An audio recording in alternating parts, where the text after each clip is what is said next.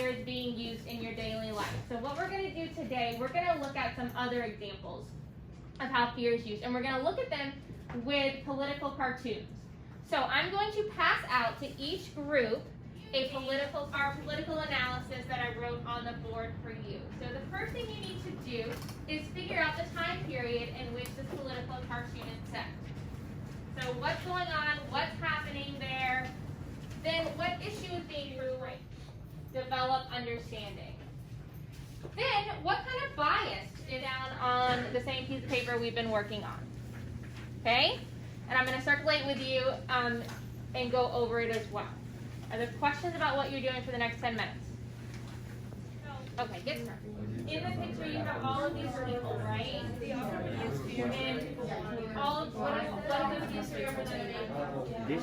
Yeah, the boot. What's happening? It's probably an immigrant because he's kicking it. Right.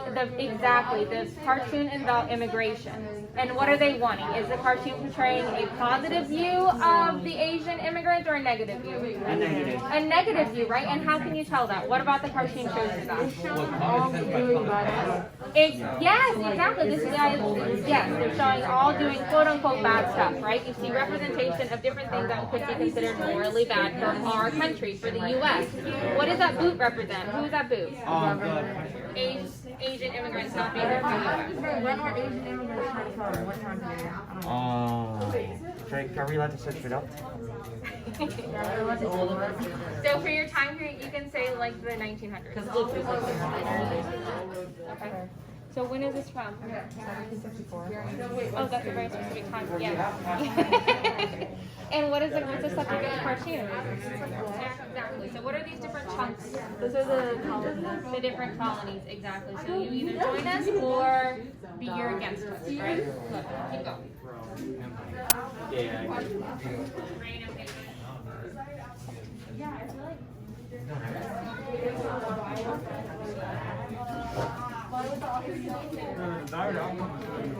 Yeah. Very big on political cartoons desired outcome from the reader. What do they want? What do you also use to convey a certain feeling, a certain issue, a certain desired outcome? What you're going to do now, you are going to take your cartoon, your notes, and the yellow sheet of paper I just gave you, and in a minute, we're going to have a different cartoon. Okay, so in a minute, you'll split up, and each person will have a different cartoon. You're going to come together, and you're going to have a discussion about how fear is used in political cartoons. How fear is used to convey, how is fear used in media today? Why use fear and not another emotion? And then how is emotion impacted or connected to the other ways of knowing that we've talked about so far? So these are your, you are going to keep up with your discussion.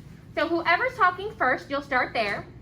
If after, say, Ella talks, then Jessie talks, you'll draw a line from Ella to Jessie. And then after Lily speaks and has her discussion time, maybe it goes to Sophie. Then you draw a line to Sophie. And you continue to draw lines, okay? This way you can keep up with who's speaking, how much they're speaking. You don't want anyone to monopolize. Everyone's opinion is valuable. Everyone had a different cartoon. Everyone has a different perspective as to how fear is used. Thus, we want to know that. We want to put it together.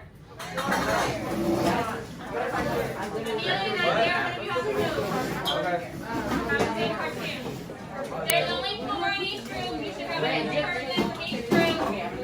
Have to leave it about. Hi. We're the full circle. We all have different things. I'm out. Full 15-minute conversation of everyone speaking. Don't let anyone dominate the conversation. That's why you're keeping track of it. So everyone's going to have lines all over the little circle when you are done.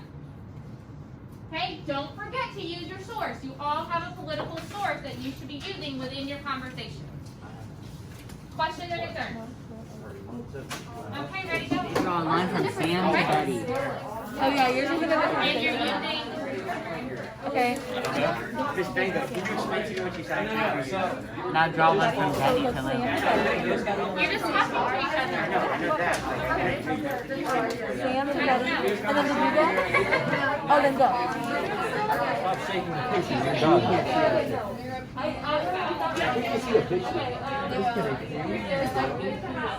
How Alright, so someone say something about how there uses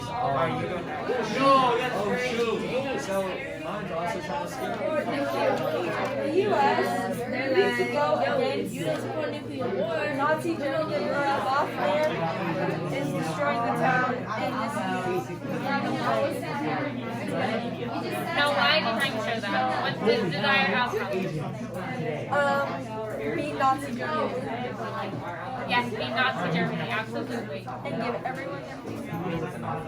Like, yeah, and here, it's basically like, this is what they want to happen, and then these are all the reasons why, is what they're trying to say. So, Does that make sense? I'm probably not saying that. So still in both cases there is needle. And I just want to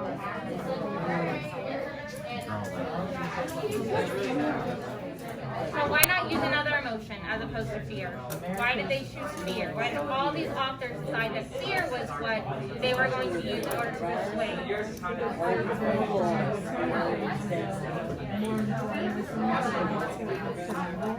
Exactly, it has to do with survival, right? So our human instinct is to fight for survival. Now, in order to betray, how does that relate to the conflict immigration? Because they might think that immigrants are going to bring something like diseases and stuff from other countries. Very, very good point. What else could the immigrants possibly bring? My cartoon. And you are going to move back to your desk.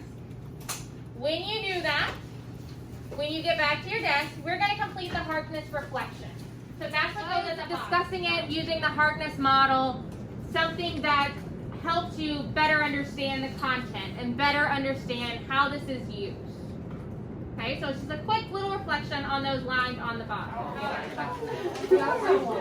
my gosh, Sam, where were you at? Like, is there a specific thing? Yeah, so to help you understand how fear is used to persuade opinions and how we understand things. Okay, experience with Harkness. So, using this Harkness discussion, how did that help you better understand fear and how fear is used and how thus emotion is used as a way of knowing? So what did you better learn from having this discussion with each other and using those political cartoons as an example and as your source? So what value did you get from talking to each other?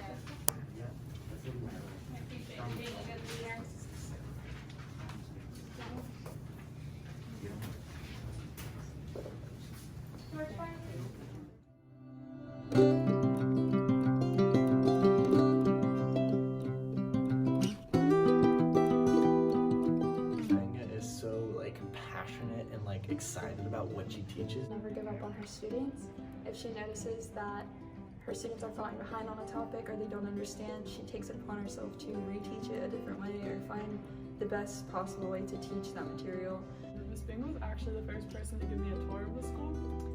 I just remember from the first moment I automatically felt like she really did care. She's certainly an inspiration to everybody that knows her, but especially to her students. I know my classmates and I love her and we really look up to her, and we hope to have one day half as much energy and passion for what we do as she does for teaching. What I appreciate most about Miss Benga is the fact that she's an open door policy and we can come eat lunch in her classroom and talk with her and sort out any problems we have with anyone else. Coming out of middle school, I really struggled to kind of have teachers that were there for me and understood me as a learner. So when coming to Wolfson, I had the privilege of meeting Miss Benga and getting to work with her a ton, and she really took the time to sit down with me, learn about my schedule, what I was interested in, what I wasn't as interested in, and she made sure that I was exactly where I needed to be to both succeed and enjoy high school. So she's really gone out of her way to make sure that I was both comfortable where I was and doing as well as I could be. So there is an reason why I'm in the IB track is because of Miss Benga. She's always been a mother to us, very nurturing, and always wants the best for us. She's just an amazing job connecting the students to what they like to do and helping them become more involved in their community and better themselves. Last year we had IB Olympics, and that was right before IB testing. And IB Olympics really helped everyone relieve their stress and become 100% focused for tests. And a lot of our seniors actually passed those tests with flying colors. And I really think Ms. Benga is a great teacher because she did that. Last year I was struggling in a lot of classes, and Ms. Benga helped me by mentoring me and giving me all the resources I needed to do well last year. Hola, soy Fabián. Yo estoy en el grado 11 de Wilson High School y el último año yo tenía muchos problemas y sin la ayuda de Ms. Benga, ella me ayudó por mis clases porque no estaba haciendo bien y me ayudó a pasar todas mis pruebas y tener buenos grados. A new life here, and so she really helped me feel that I would have a spot here and be able to really fit in. My name is Evan Shakib. I'm a freshman at Wolfson. My sisters both had Miss Benga, and so when I decided I wanted to go to Wolfson, I realized that I might have Miss Benga, and that made me excited because I've heard so many good things about her from both of my sisters. I think Miss Benga is one of the best teachers here. She's really kind and caring and always is concerned about her students' well-being and success. And Miss Benga is a really good teacher because whenever you are struggling with an assignment, she always makes sure to help you and bring you back up the pace, even if it means she has to put in extra time to help you out.